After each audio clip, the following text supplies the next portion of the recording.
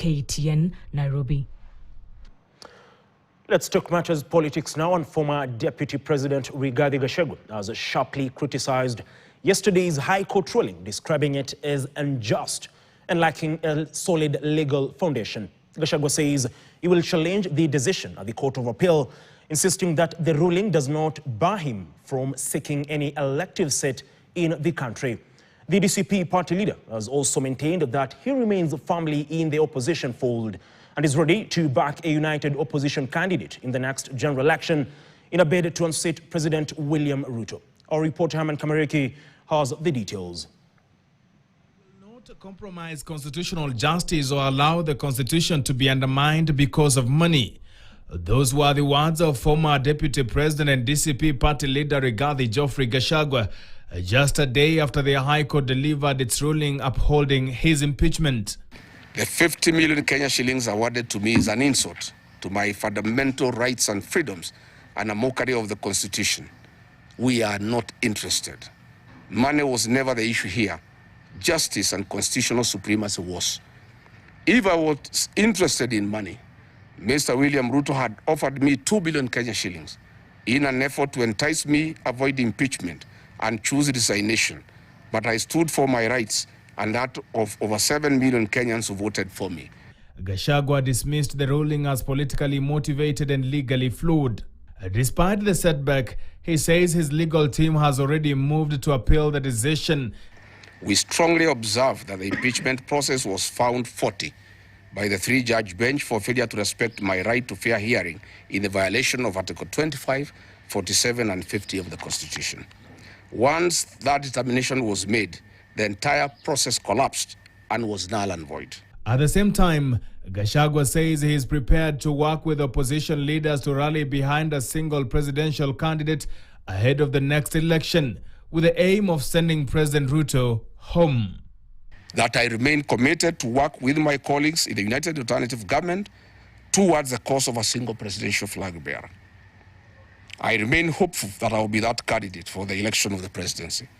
I have the capacity and the muscle, I have the infrastructure and the presidential experience, I have the necessary networks and great mobilization capacity, numbers behind me, and a very good strategy for the presidential campaign. However, if any of my other colleagues is agreed upon, I give a very firm commitment to the people of Kenya that I, Rigathi Gachagua, and 10 million supporters behind me, we shall rally behind the agreed candidate to a man, and I, Rigathi Gachagua, will lead the presidential campaign, and I will lead in the political mobilization that has never been seen in the history of independent Kenya to make William Ruto a one-term president. His remarks have since sparked mixed reactions from political leaders and Kenyans across the country following the court's decision. In my own view and as an advocate, was not correct on the part of the judges, because they interpreted the failure to grant the adjournment to mean that he was not given an opportunity to be heard, it was not a fair hearing, and it contravened his right to be heard. Attention now shifts to the Court of Appeal, which could determine whether Gachagua gets a political lifeline or faces yet another major blow to his political ambitions. Herman Kamariki, KTN. Now, a 3-judge bench last night affirmed that former Deputy President Rigathi Gachagua is impeached. Just what does this mean for a man who is eyeing the country's top seat of the presidency? Is he politically finished? Or is there any other route of him becoming president one day? Lawyers appear divided over this issue, with others arguing that appealing the decision would technically put him on the presidential race, while others think otherwise. And as Grace Nganga reports, some lawyers argue that the finding that Gachagua's rights were violated by the Senate for failure to offer him a fair hearing offers him a political lifeline. From yesterday's ruling, Rigathi Gachagua is expected to know his fate within 90 days once he appeals the High Court judgment that upheld his impeachment last year. But one specific issue is of great significance to advocates: The High Court found that Gachagua's right to a fair hearing was violated during the impeachment process, even though the impeachment itself was upheld. When a right to fair hearing is violated, then also invalidation of those proceedings or the outcome of those proceedings. So this court gave the first two remedies but failed to give the third one.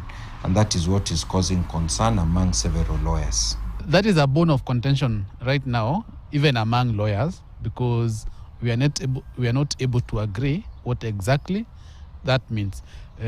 Of course, majority of lawyers are of the school of thought that if a process violates someone's right to a fair hearing, then that process should be invalidated, it should be nullified. And the reason is because fair hearing is so fundamental that you have to assume, had I been heard fairly, maybe the outcome would have been different. Lawyers say the interpretation of that finding could become the most critical issue before the Court of Appeal. It has opened debate among legal experts, some of whom say it gives Gachagua hope that the impeachment could be reversed. Once there is a finding that his right to fair hearing was violated, then the outcome of that process should also have been quashed, which means the impeachment should have been quashed. So it makes his argument stronger when he approaches the Court of Appeal. Gachagua's side will be arguing you can't have a valid result from an illegal process.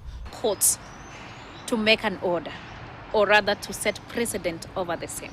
In my view, the High Court threw the ball to the higher court. Some advocates now argue that once the matter is actively before the Court of Appeal, Gachagua can still seek any elective seat pending the court's final determination. So long as you have challenged the process that removed you on account of a violation of the Constitution or lack of ethics, then you cannot be disqualified because your right to challenge the decision is still ongoing. If we interpret the Constitution and we go strictly as per the Constitution, he stands impeached. They contend that the appeal, coupled with the findings that his constitutional rights were violated, leaves unresolved questions about the full legal effect of the impeachment. The complication matrix continues further after Chief Justice Matatu previously stated that impeachment remains in force unless it is overturned by a higher court. If you are impeached until that impeachment is lifted.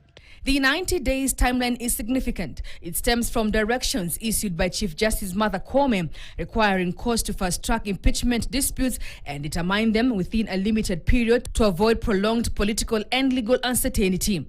The next legal battle will therefore not only be about whether the impeachment was lawful, but also whether an impeachment can fully stand when a court has found that the affected person's right to a fair hearing was breached.